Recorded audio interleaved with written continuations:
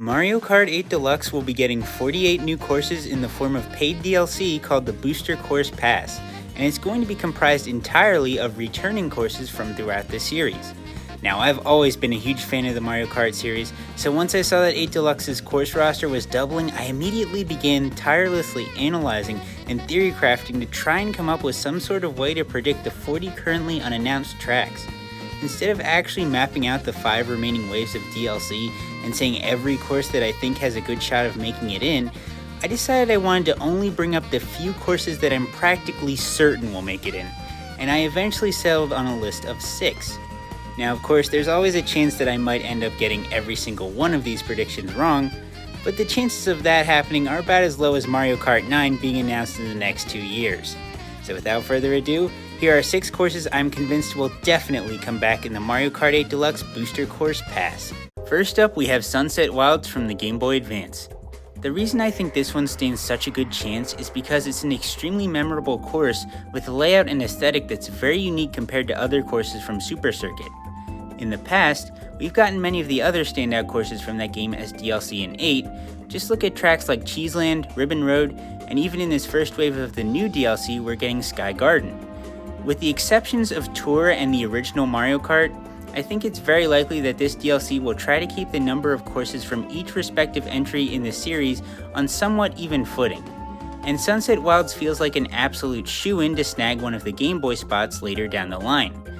It also helps that it was remade in Tour, since it's pretty obvious that the new 8 Deluxe DLC is using Tour's versions of past courses. If you're a fan of this track, chances are you're in for a happy ending where you get to ride off into the sunset one more time. Next up, we have Maple Treeway from Mario Kart Wii. The reason I think this course is so likely is because it's currently one of only 2 Wii courses to be remade in Mario Kart Tour, with the other one being DK Summit. Between the two, Maple Treeway definitely has the more unique theme, and we already have several candidates for DLC and courses already in 8 Deluxe that utilize a mountain theme, a snow theme, or both. I'm not saying that DK Summit is a bad course by any means, but Maple Treeway is truly the only course of its kind in Mario Kart history, so it generally tends to stand out a lot more in people's minds. And of course, we could always just end up getting both. It also helps Maple Treeway's case that it's a fan favorite, and at this point it really just comes down to a single question. Would Nintendo really pass up on an opportunity to add in a fan favorite course that's one of very few Wii tracks already made in Tour? I'm willing to bet on the contrary. The next course on my list is Dino Dino Jungle from Mario Kart Double Dash, and it's there for pretty much the exact same reasons as Maple Treeway, except I'd argue this one's in an even better spot than the previous entry. Dino Dino Jungle is a very unique course and a fan favorite, and unlike Maple Treeway, there aren't currently any other eligible tracks from its original game that have been remade in Tour. Plus, Wave 1 of the Booster Course Pass didn't have any GameCube courses in it, so I think they'll add in quite a few later to compensate for this. From Nintendo's perspective, it has to be both a smart and easy choice to please Double Dash fans. Now on to Calamari Desert from Mario Kart 64. A lot of fans really like this one for how its simple layout meshes perfectly with the lonesome western aesthetic. I believe that same charming simplicity that so many people love this course for helps this track's chances of getting into 8 Deluxe considerably. A simple layout means that devs will have an easier time touching up the track from its appearance in Tour. They also made a track called Calamari Desert 2 in Tour, where you actually drive on the railroad instead of just passing it, but I think they'll probably just stick with the original for the 8 Deluxe DLC since it has a legacy behind it. This one just feels like a really obvious choice when looking at the Mario Kart 64 tracks that aren't already in 8. The 5th course on my list is Waluigi Pinball from Mario Kart DS.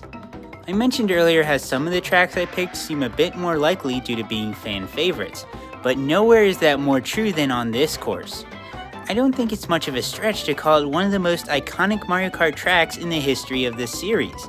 In fact, this one's so popular that I think quite a few people would be genuinely upset with Nintendo for not including it at any point in the 48 DLC courses. And it's not like Nintendo has no idea which courses are the fan favorites. In the Booster Course Pass Wave 1 trailer, Coconut Mall is the first course they mentioned by name, and they use the track's song throughout the trailer. They knew what they were doing. Waluigi Pinball was also remade in Tour, so that's another point working in its favor. I really doubt we have much to worry about when it comes to the beloved Purple Plumbers pinball game making a comeback in 8 Deluxe. The final course on my list is Rainbow Road from Mario Kart 7. There have been many great Rainbow Road tracks over the years, and each one has its own traits that set it apart from the others, but the 3DS's take on Rainbow Road is especially unique. It's more than just a fun course, it's a journey, and it still manages to capture that sense of finality that players expect out of a good Rainbow Road. This is a fan favorite for good reason, and I don't think Nintendo would pass up an opportunity to have this be one of the final courses they add in the Booster Course Pass, especially since it was remade in Tour.